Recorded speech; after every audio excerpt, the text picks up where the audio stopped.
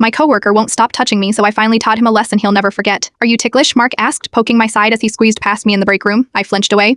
Please don't do that, he laughed. You are so uptight. Mart, take a joke. This wasn't the first time. For 6 months, I'd endured Mark's friendly touches at our marketing firm, parent shoulder rubs during meetings, hair tousles when I got a compliment, even occasional accidental brushes against my chest when reaching for something on my desk. Every time I asked him to stop, he'd respond the same way. Don't be so sensitive, I'm just being friendly. I'd reported him to 8 or twice. Both times they spoke with him, and both times he stopped for exactly 3 days before starting again with, I am just a tactile person. It's how I communicate. Our manager called it just Mark being Mark. My female coworkers commiserated but stayed silent perdo, and brought in our biggest clients. Last week, things escalated during our team meeting. Mark stood behind my chair, put his hands on my shoulders, and started massaging them while I was presenting quarterly results. I froze mid-sentence, mortified as everyone pretended not to notice. Later, I overheard 2 colleagues in the bathroom. She should just accept it. It's not like he's harassing her parent, he's like that with everyone. But he wasn't. I'd been watching. The shoulder touches, the hair ruffles, the side pokes, parent, they were just for me that night. I called my sister, a lawyer specializing in workplace discrimination. Document everything, she advised. And if Hayer won't act, make it impossible for him to continue. The next morning, I had a plan. I arrived early and set up my phone to record. When Mark came in, I was ready. Morning, Emma, he said tearfully, ruffling my hair as he passed. I didn't respond. 2 hours later, he stopped by my desk with a question about a client proposal. As expected, he put his hand on my shoulder while looking at my screen. I turned to face him directly. Mark, I need you to stop touching me. I've asked multiple times. Oh, come on, he scoffed. You are being ridiculous. This is just how I communicate. I stood up slowly. Then we need to communicate differently. I don't like being touched at work. Everyone else is fine with it, he insisted, reaching out to playfully poke my arm. That's when I implemented phase 2. I mirrored his actions exactly. I poked his arm back hard. He looked startled. What are you doing? He asked, rubbing his arm. Just being friendly, I replied with the same tone he always used. It's how I communicate. Throughout the day, I matched him touch for touch. When he ruffled my hair before lunch, I immediately reached up and messed up his perfectly styled hair. When he squeezed past me with an unnecessary hand on my waist, I followed him and did the same. By afternoon, he was visibly uncomfortable, constantly looking over his shoulder when I approached. Can you stop? He finally snapped after I gave his shoulders a surprise massage while he was typing. Why? I asked innocently. I'm just being friendly, don't be so sensitive. The office had gone silent, everyone watching this role reversal unfold. It's inappropriate, he hissed. I completely agree, I said loudly, which is why I've asked you to stop touching me 37 times in the past 6 months. I pulled out a detailed log of every unwanted touch, with dates and witnesses. I've also reported it to R twice with no resolution, so I thought maybe you needed to experience it yourself to understand. The CEO, who had been visiting our floor and witnessed the entire exchange, called us both into his office. Mark was transferred to another department the next day. I received a formal apology from HR and the CEO, along with a company-wide refresher on physical boundaries in the workplace. Yesterday, Mark passed me in the hallway for the first time in 6 months. He kept his hands to himself. Sometimes the only way to teach respect for boundaries is to show exactly how it feels when they're crossed.